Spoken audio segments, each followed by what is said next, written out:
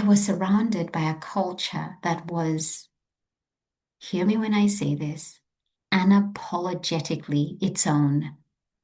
I was a visitor, the person learning, trying to pronounce arigato gozaimasu properly. Took me a while. Learning when to remove my shoes, figuring out the trains, learning how the tea ceremony worked. And you know what? I loved it.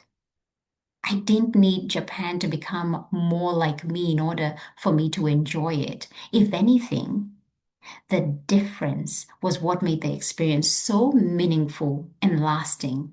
And that makes me think about how often racialized people have historically been expected to do the opposite: adapt, assimilate, make their names easier to pronounce, change the way they speak, their accents, tone down their cultural expressions, learn what professionalism looks like according to a Western standard, become more familiar to the dominant culture in order to be accepted by it. We are represented. We are represented. We are represented. Welcome to Represented, the podcast. I'm Aniki Shuru, racial equity coach for online business owners who want to be intentionally inclusive by building a business that is racially equitable. I created this podcast to normalize a conversation around racial inclusion so that fear is no longer the barrier that gets in the way of doing this work. This isn't about perfection, it's about progress. Whether you're taking your first steps or you're well-versed in the journey towards racial equity, this space is for you. So welcome home, friend. Let's get started. From coast to coast, around the globe, we are represented.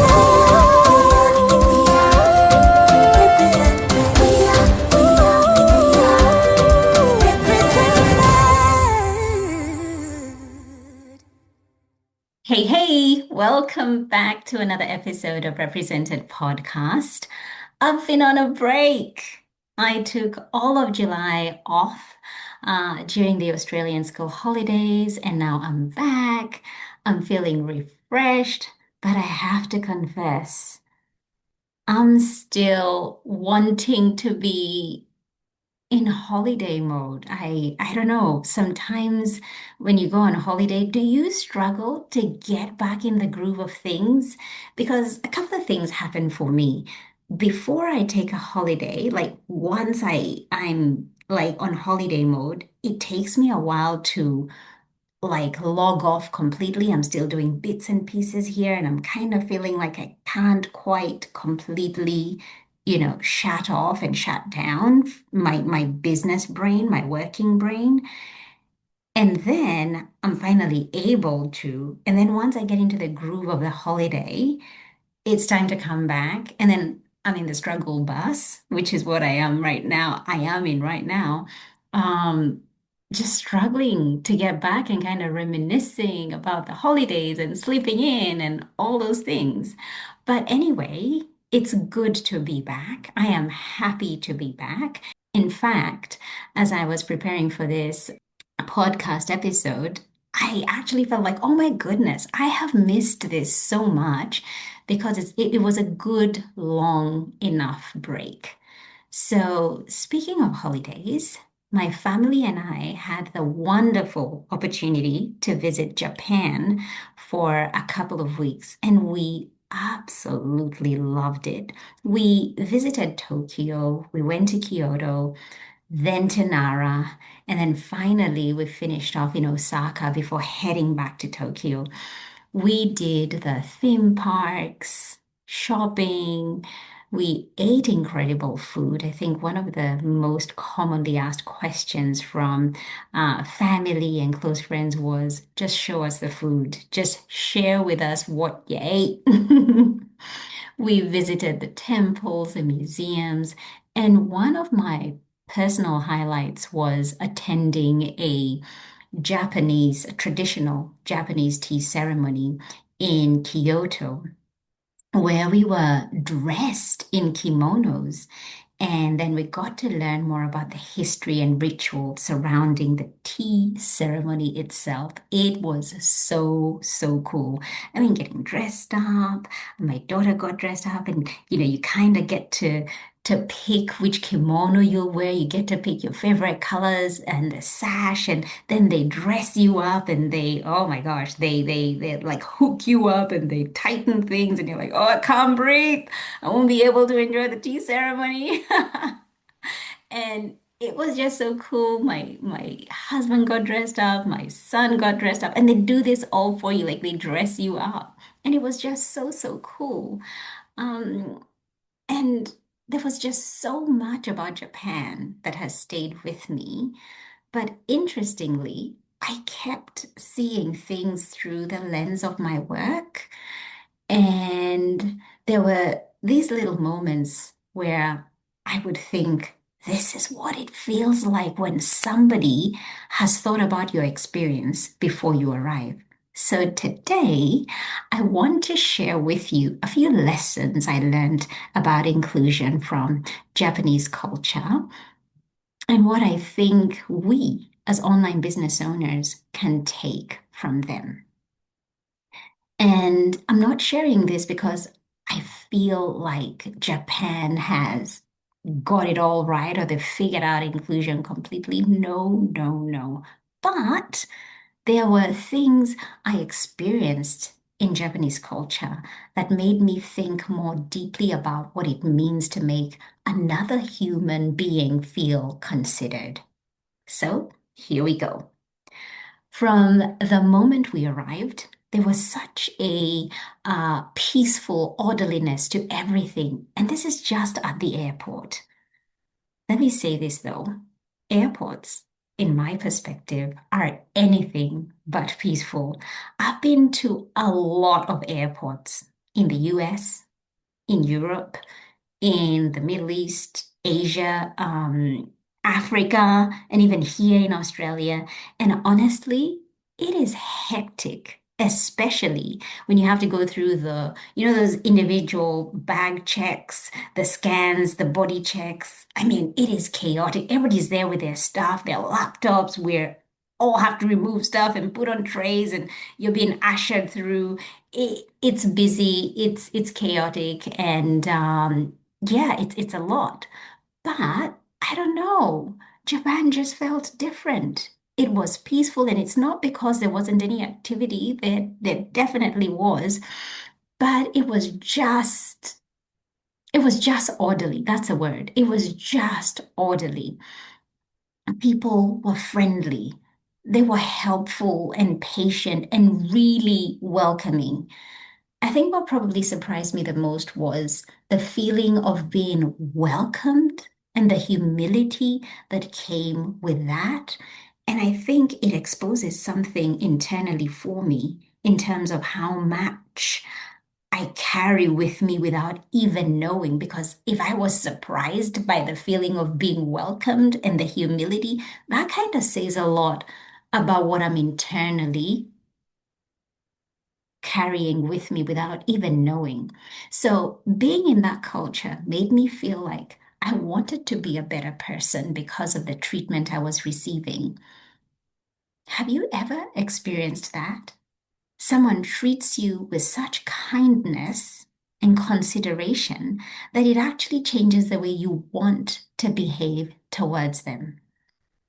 It reminded me that inclusion can be reciprocal in that way. When I enter a space and feel respected, considered, and valued, I'm far more likely to relax, right? I feel more willing to participate and engage. There is less of my energy going towards figuring out whether am I safe? Do I belong? Or am I inconveniencing somebody simply by being there? That is something I think we sometimes miss when we talk about creating inclusive spaces. We focus so much on what we are saying. We welcome everyone. This is an inclusive community. Everyone belongs here. But Belonging isn't created necessarily by a sentence on a website or on your sales page. And I know you know that, but I want to go further and say that it is created through the repeated experience. And that's the key word here, the repeated experience somebody has once they enter your space, which brings me to lesson number one, gratitude. Arigato gozaimasu. That was a phrase we heard repeatedly, which simply means thank you very much. We caught onto it really quickly. The kids were like, yeah, they caught onto it, and we began using it to express our gratitude. And it was fun to learn a different language. When you're grateful, I noticed, and it's something that I already knew, but it just felt fresh. When you're grateful, it does something to your mental and physical health. You feel happier and your posture is more intentional. Like you have this kind of upright posture, so to speak. For me, there was also something about constantly experiencing these small experiences of gratitude and appreciation.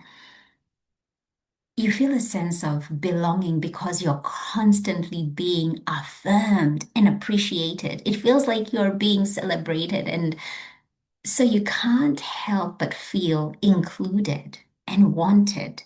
Now, obviously, saying thank you doesn't automatically make a space feel inclusive, but there is something here about accumulation of small signals, right? Sometimes when we talk about racial inclusion, we immediately go to the big things, our policies, uh, scholarship programs, inclusion statements. What does representation look like? Can we see it visibly? Is it something that we are able to read about? How do we respond when perhaps harm occurs? Those things are really, really important. I teach about them constantly, but there are also numerous smaller moments that communicate to somebody, I'm glad you're here. How do you respond when someone asks a question in your program, for example? What happens when somebody needs clarification? When a client tells you that something you said landed differently for them because their racial or cultural experience is different? Do they feel like they are inconveniencing you? Do they sense a form of defensiveness from you? Or is there a posture of appreciation that says, thank you for trusting me enough to ask me this? That is very different when it comes to experiencing belonging. And it takes me back to last week. We had our call for my membership ally. And Ally is a program for alumni who have already gone through my signature program represented. And their sense of belonging has really solidified and it continues as our interactions grow. They're, what I'm noticing more is they're bolder in their statements and questions and they don't mind the discomfort that comes with going deeper and that self interrogation. And that level of vulnerability and learning can only happen in an environment where they feel they belong. And so that's really stayed with me. And I remember one conversation that we had last week around one of the members is of British descent. And when we were going through one of the modules on understanding racism and its history and the ties to slavery and colonization, and just really thinking about the British and their role, the role that they played globally when it came to colonization, and the feelings that she felt during that module, like how her ancestors and her ancestry was tied to that part of history, and how she felt showing up, the pain, the shame, the the feelings of regret, the guilt.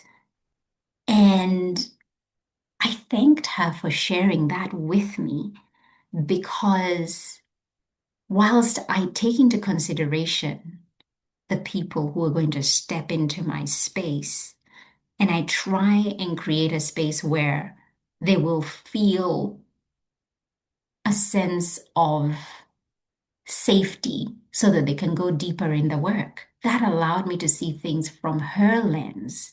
And so, as I continued to do this work, and I've often said this, that my students are my greatest teachers, is that I will now have that in the background and a little bit more fresh, so that I'm holding space in a way that makes them feel not shamed, not judged, not guilty, so that they can actually be able to absorb the message within that lesson. And so, having that space of gratitude, having that space of thank you for asking that, and thank you for trusting me enough to ask this, really gives a different experience of belonging, right? Okay, let's move on. Lesson number 2 that really stood out for me was how proud Japanese people appeared to be of their heritage. I love that they were using their language to communicate to us tourists, saying hello, thank you, goodbye. It was all in Japanese. Whilst there was a lot of English translation on signs almost everywhere, there was still a strong influence of their distinct culture. We saw this through their food, their museums, the temples, and even a place like Disneyland in Tokyo, and Universal Studios in Osaka. They still spoke in Japanese to give instructions and to welcome you in. So we were just standing there looking at everybody. But the more you watched them speak in their language, and the gestures they were making with their hands and their eyes and just the movements, you felt like you understood. After a while, you began to understand what they were saying. The cartoon characters that we love and have grown up watching on our screens, they were speaking Japanese, and it was so interesting to experience. And this is probably one of the biggest lessons from the entire trip. Japan did not have to become less Japanese for me to feel welcome there. And I want you to think about that for a moment. Yes, there was translations available to help me. There were signs that I could read and understand. There were people who helped us navigate the trains or find what we needed. There were things that were intentionally in place to give us a greater access. But Japan did not remove Japanese culture in order to accommodate my needs as somebody who is not Japanese. The Japanese language was still being spoken. The food was Japanese. The customs were visible, the history, the identity. It was all there and we could see it. And I think there is such an important lesson there for inclusion, because sometimes We confuse inclusion with sameness. And I've said that before. We confuse inclusion with sameness. We think making a space accessible means everybody needs to communicate in the same way, behave the same way, or conform to whatever has already been established as the norm. But what I experienced was something different. Translation gave me access without requiring Japan to remove or perhaps bypass its identity. And that made me think about race in Western culture.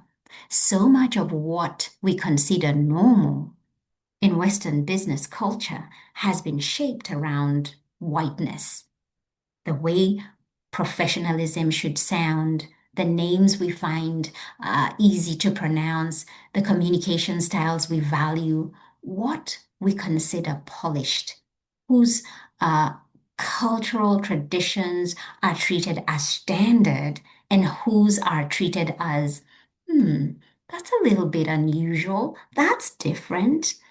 Who adapts, who has to explain themselves, who learns how things are done, those who are expected to fit in. And for those of us running online businesses, I think there's a question here that is worth us just sitting with for a little bit. Have we created spaces where difference can actually remain different? I'll say that again. Have we created spaces where difference can actually remain different? Or have we created spaces where everybody is technically welcome as long as they learn how to fit into the culture we have already established? Now, those are two very different versions of inclusion. The third lesson for me was humility. There were so many small examples of this. While shopping, I noticed the way people handled your credit card, holding it with both hands when receiving it and when giving it back to you. In some high-end stores, they would ask which currency you wanted to pay in. That was really useful. So you're not doing the math 24/7, although I was still doing the math. Japanese yen, Australian dollar. There was often a bow.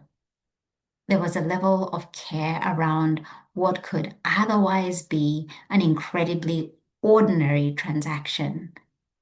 There's actually a Japanese word that helped me understand some of what was happening. And that word is, and I'll probably butcher it, but bear with me. That word is omotenashi.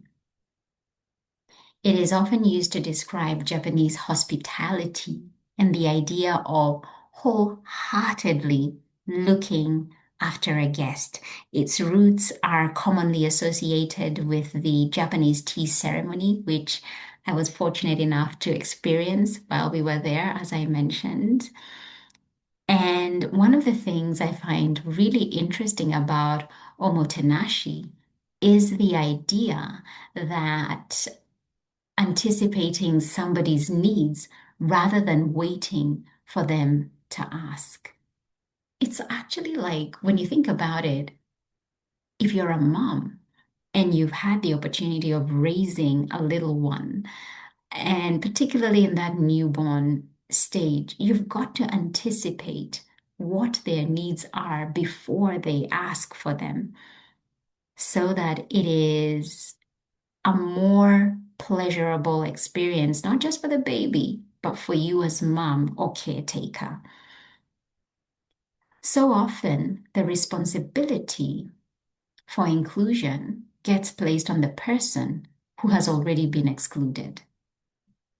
It's more around the lines of tell me what you need, let me know if anything makes you uncomfortable, speak up if something happens, ask if you need something to be accommodated, correct me if I get your name wrong.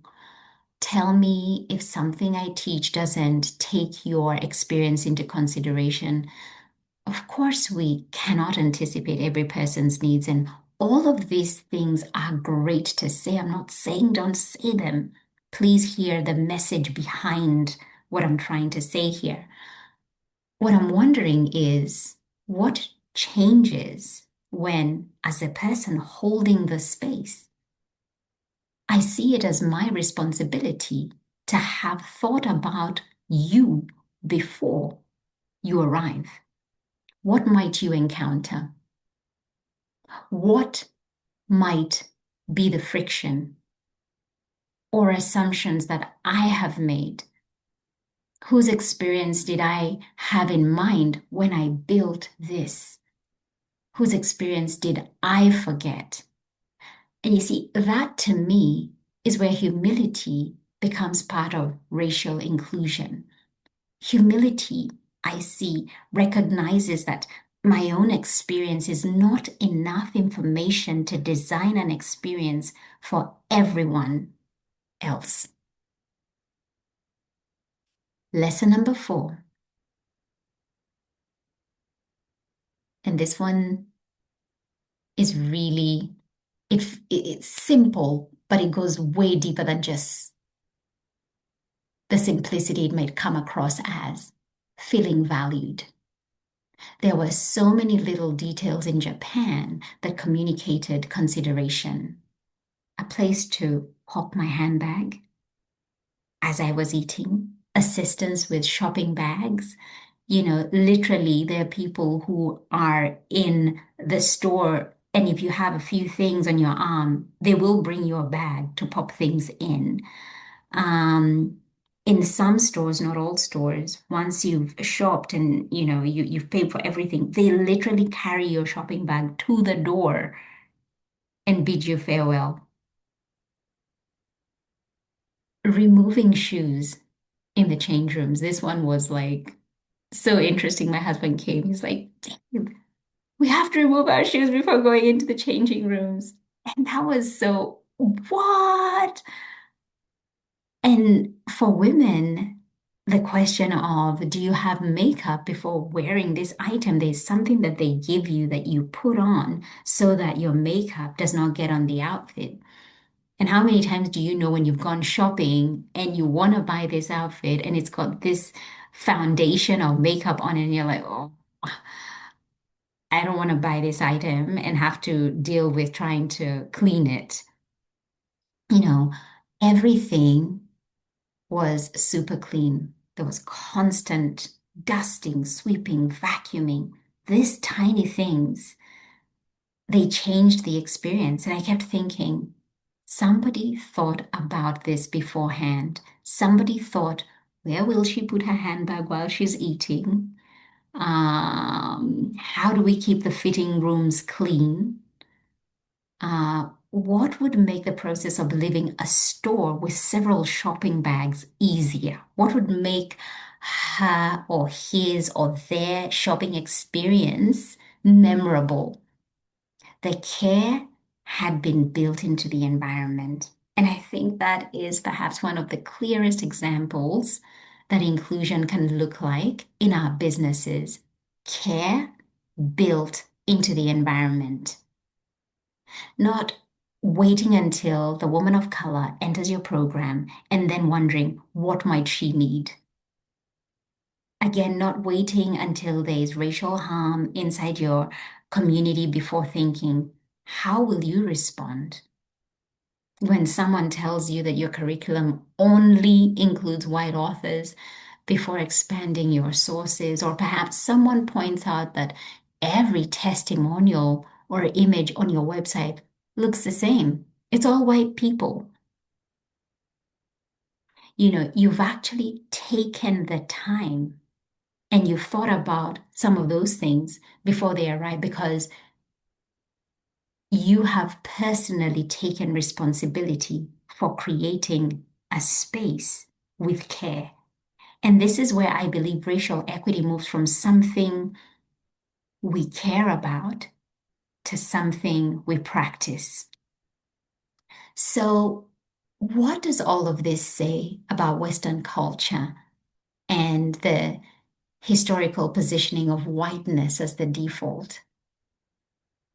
Because one of the things I loved about visiting Japan was I was surrounded by a culture that was, hear me when I say this, unapologetically its own. I was a visitor, the person learning, trying to pronounce arigato gozaimasu properly. Took me a while. Learning when to remove my shoes, figuring out the trains, learning how the tea ceremony worked. And you know what? I loved it. I didn't need Japan to become more like me in order for me to enjoy it. If anything, the difference was what made the experience so meaningful and lasting.